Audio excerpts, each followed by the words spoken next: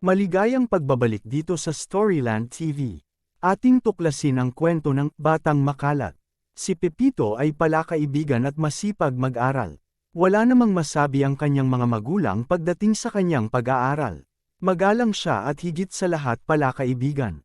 Mahilig itong makipaglaro at nakikipagkaibigan talaga ito sa mga batang nakakasalamuhan niya. Ngunit sa kabila ng pagiging masipag sa pag-aaral at palakaibigan niya, merong isang katangian si Pepito na laging sinusuway ng kanyang mga magulang, lalo na ang kanyang ina.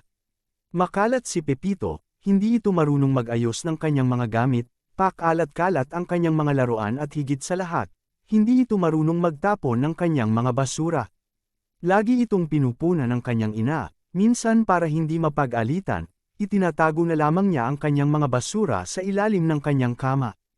Isang araw, habang gumagawa si Pepito ng kanyang mga takdang aralin. Lumapit ang kanyang ina, bakas sa mukha ng nanay ni Pepito na galit ito. Pepito.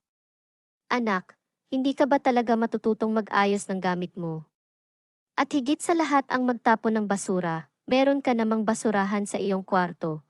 Ngunit hindi ko maintindihan kung bakit ang kalat at ang dumi pa rin ng kwarto mo. Kailangan ko bang laging ipaalala sa iyo na kailangan mong panatilihing maayos at malinis ang iyong kwarto, pati na rin ang ating bahay? Inay, nagmamadali po kasi ako kahapon, kaya nakalimutan ko pong ilagay sa labahan ang aking maduming gamit. Meron din po kasi akong hinahanap kaya po magulo ang lagayan ng aking mga damit at sapatos. At inay, kanina ko lang po ipinasok yung basurahan sa aking kwarto, kaya hindi ko pa po naalis ang mga basurahan na nasa ilalim ng aking kama. Pangako po, magliligpit po ako mamaya pagkatapos ko pong gawin ang aking mga takdang aralin. Ayun na nga, Pepito. Ipinasok mo na pala yung basurahan sa iyong kwarto, hindi mo pa nagawang itapon agad ang mga basura. Siguradong nangangamoy na ang iyong kwarto at talagang mahihirapan ka sa paghahanap ng iyong kinakailangan dahil makalat ang iyong mga gamit. Kung ito ay maayos, makikita mo agad ang iyong hinahanap ng walang kahirap-hirap. Hay naku! Tapusin mo na yung mga takdang aralin mo at siguraduhin mong ikaw ay magliligpit at maglilinis ng iyong kwarto. Umalis na lamang ang ina ni Pepito, at hinayaang tapusin ito ang mga takdang aralin niya. Hindi na malaya ni Pepito na nakatulog na pala ito. Hindi rin nagtagal ay unti-unti itong naalimpungatan dahil sa mga mumunting boses na kanyang naririnig. Tuluyan ang nagising ito at iminulat ang kanyang mga mata. Agad naman niyang hinanap kung saan nanggagaling ang mga boses. Laking gulat niya nang makita ang mga ito. Natakot si Pepito sa kanyang mga nakita. Hindi ito makapaniwala. Sino kayo? Ang lakas loob na tanong ni Pepito. Pepito, kami ang mga kaibigan mong basura, hindi ba't lagi mo kaming itinatabi, at hindi mo kami itinatapon, ang sabi ng isang basura. Ngayon, kami na ang tuluyang titira sa inyong bahay, at mamalagi kami sa iyong kwarto, ang sabi naman ng basurang botelya. Hindi pwede. Umalis kayo dito, huwag kayong lalapit sa akin. Ang pasiga na sabi ni Pepito. Pero tila walang narinig ang mga basura, at unti-unti silang lumalapit kay Pepito. Nang makita ito ni Pepito, ay agad itong tumakbo at sumisigaw ng, "Tulong, tulong! Inay, itay tulungan niyo po ako." Nang makarating ito sa kanilang kusina, ay wala doon ang kanyang ina.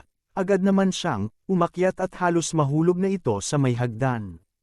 Tinungo niya ang kwarto ng kanyang mga magulang. Pero wala ang mga ito doon. Mangiyak-ngiyak na si Pepito. Lumabas na ito sa kwarto at nakita niyang paakyat na rin ang mga basura. Wala nang nagawa pa si Pepito kung hindi ang pumunta sa kanyang kwarto. "Pepito, asan ka na? Malapit na kami na ang papalit sa iyong kwarto," ang natatawang sabi ng basurang papel. Narinig ito ni Pepito. Pagkarating niya sa kanyang kwarto ay agad niyang isinara ang pintuan. Pagod at takot na takot si Pepito. Naalala niya ang mga paalala ng kanyang mga magulang. Umiyak na ng tuluyan ito. At naririnig na niyang sinisipa at pilit nang binubuksan ang pintuan ng kanyang kwarto. Lumipat ng pwesto si Pepito at nakita niya ang basurahan sa gilid. Nang makita niya ang basurahan, agad nakaisip ng paraan si Pepito. Dali-dali niyang kinuha ang basurahan at dahan-dahan niyang binuksan ang pintuan ng kanyang kwarto. Pagkabukas ng pintuan ay agad namang lumusab ang mga basura papasok sa kwarto ni Pepito. Hindi nila namalayan na sa basurahan na pala ang diretsyo nila.